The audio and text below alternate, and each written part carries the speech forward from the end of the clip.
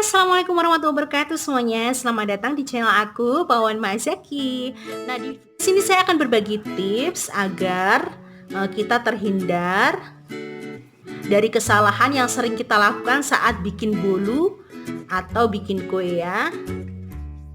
Nah, kesalahan tersebut bisa mengakibatkan bolu kita atau bolu yang kita bikin itu tidak mengembang dengan baik dan juga bantet. Jadi kue yang enak itu tidak terlihat dari rasa yang lezat atau rasa yang enak ya, tapi kelezatan kue itu salah satunya yaitu berdasarkan teksturnya. Kemudian misalkan kita bikin kue bantet itu pasti kecewa kan. Untuk itu saya akan berbagi pengalaman kepada kalian semuanya. Syukur digunakan dan semoga bermanfaat ya. Hindari faktor-faktor berikut ini ya.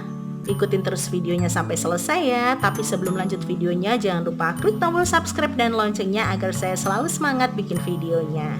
Check it out. Yang pertama yaitu jangan menggunakan bahan yang dingin atau keluar dari kulkas.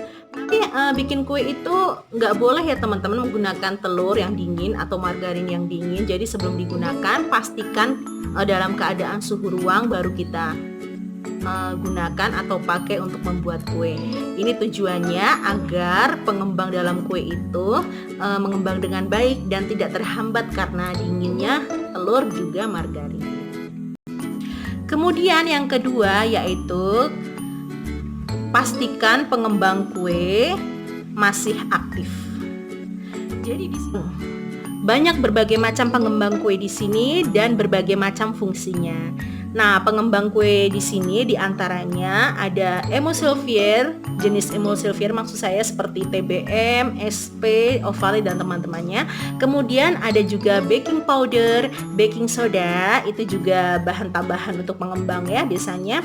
Kemudian untuk roti, pizza atau bakpao kita bisa menggunakan pengembang yaitu ragi instan. Pastikan mereka itu aktif sebelum digunakan ya teman-teman.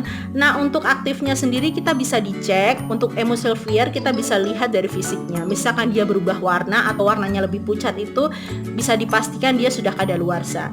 Kemudian untuk mengecek baking powder, baking soda dan ragi instan, kita bisa menuangkan sedikit air hangat pengembang tersebut. Jadi misalkan dia sudah keluar kelembung-kelembung kecil, itu berarti dipastikan pengembang itu masih aktif ya teman-teman.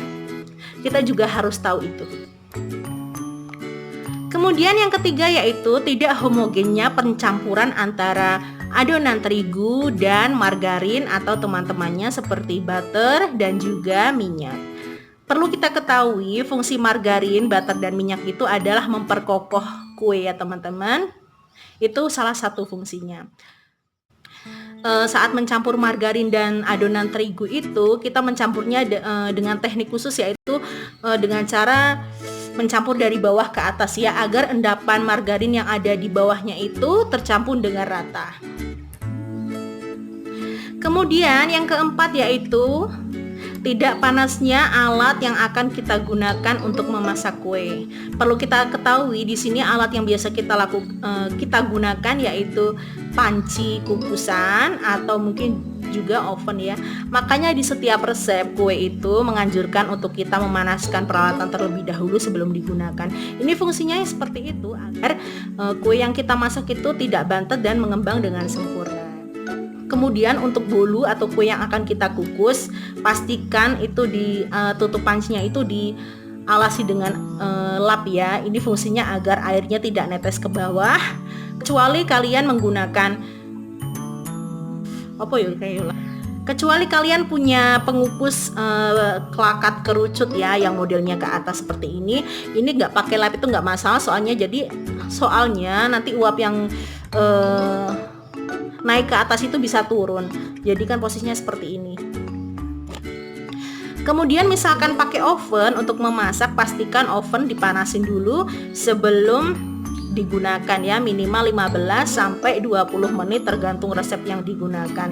Nah, kemudian kita pahami oven masing-masing aja. Setiap oven punya fungsi yang berbeda-beda ya. Jadi kita pahami aja. Nah teman-teman, sekian dulu ya video dari saya. Semoga tips ini bermanfaat untuk kita semua. Apabila ada kesalahan kata dari saya, dimaafkan.